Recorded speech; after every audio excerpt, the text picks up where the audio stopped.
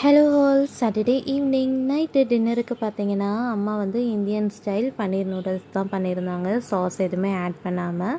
எப்படி பண்ணுறதுன்னு பார்க்கலாம் வாங்க. ஒரு கடாயில் நூடுல்ஸ் வேக வைக்கிறதுக்கு தண்ணி, தேவையான அளவு உப்பு, 2 ஸ்பூன் எண்ணெய் போட்டு நம்ம நூடுல்ஸ் போட்டு வேக வச்சுக்கலாம். நூடுல்ஸ் வந்து முழுமையாக வெந்துடக்கூடாது. கரெக்டாக வந்து 80% வந்து வெந்து வரணும். நீங்கள் ஒரு ஸ்பூன் வச்சு இந்த மாதிரி கட் பண்ணி பாருங்கள். இப்போ நம்ம நூடுல்ஸில் இருக்க தண்ணியை ஸ்ட்ரெயின் பண்ணிவிட்டு மேலே வந்து சில் வாட்டர் ஊற்றி நம்ம சைடில் எடுத்து வச்சிடலாம்.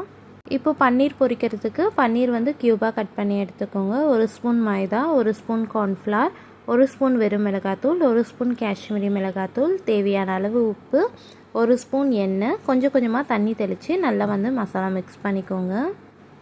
மசாலா வந்து எல்லா பன்னீர்லேயும் ஒட்டுற அளவுக்கு மிக்ஸ் பண்ணி சூடான எண்ணெயில் போட்டு பொரிச்சு எடுத்துக்கலாம். இந்த மாதிரி நம்ம பன்னீர் பொரித்து போடுறனால நம்ம சாப்பிடும்போது அங்கங்கே கிறிஸ்பியாக இருக்கும். இப்போ நம்ம நூடுல்ஸ் குக் பண்ண ஸ்டார்ட் பண்ணிடலாம். ஒரு கடாயில் தேவையான அளவு எண்ணெய், ஆனியன் வந்து நல்லா இந்த மாதிரி ஸ்லைஸாக கட் பண்ணி சேர்த்துக்கலாம். ஆனியன் நல்லா வதங்கி வந்ததும் நம்ம வந்து கேரட், கேப்சிகம் சேர்த்து நல்லா வதக்கிக்கலாம். இந்த ஸ்டேஜில் நம்ம நூடுல்ஸ்க்கு தேவையான அளவு உப்பு சேர்த்துக்கலாம். கேரட், கேப்சிகம் நல்லா வதங்கி வந்ததும் நம்ம கேபேஜ் சேர்த்து வதக்கிக்கலாம்.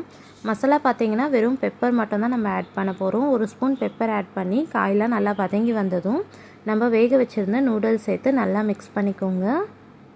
நூடுல்ஸ் நல்லா மிக்ஸ் பண்ணிவிட்டு ஃபைனலாக நம்ம பொரிச்சு வச்சுருந்த பன்னீர் சேர்த்து மிக்ஸ் பண்ணி இறக்குனா ஒரு சூப்பர் அண்ட் டேஸ்டியான இந்தியன் ஸ்டைல் பன்னீர் நூடுல்ஸ் ரெடி.